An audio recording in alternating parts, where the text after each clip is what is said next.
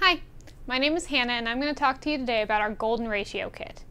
When assembled, it looks just like this, and it is a tool used to quickly identify whether or not items are within the golden ratio, also known as the divine proportion or phi.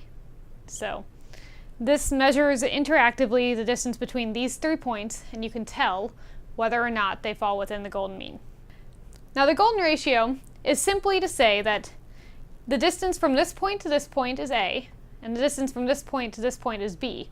Now the ratio of this to this is always going to be the same of this to this. That is known as phi, and it is 1 to 1.618, and it is a regularly found ratio in a lot of different pieces of nature. Before I get to all of that, let's talk assembly. So, first, start with your 2 long arms. You put them back to back so that the flat sides sit against each other, and then you insert one of these posts in it, and you can use either the hard or flexible tops to connect it. Then, along the other flat side here, insert another peg to do the middle-sized arm, secure it, and then this one, once again, flat sides facing each other, you use the final 2 pegs.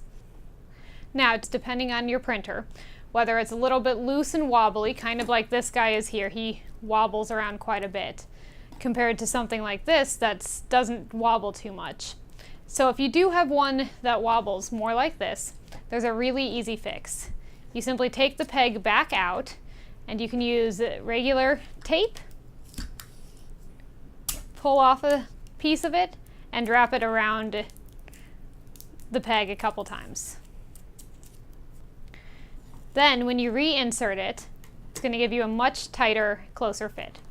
This is just one of the ways to counteract the differences between 3D printers. The divine proportion is something found regularly in nature. You'll find it on butterflies, on flowers, even on ourselves. So if I measure my first, second, and third knuckles, they line up with the phi proportion.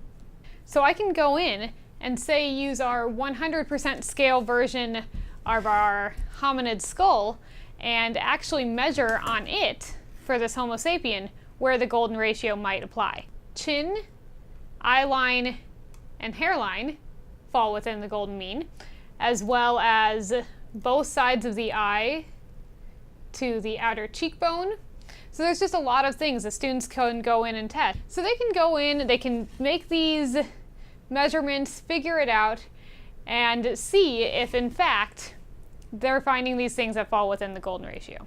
So get out and explore and let your students just find out what things fall within this unusual mathematical phenomenon in the natural world.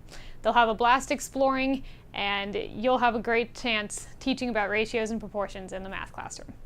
Thanks for listening. Have a wonderful day.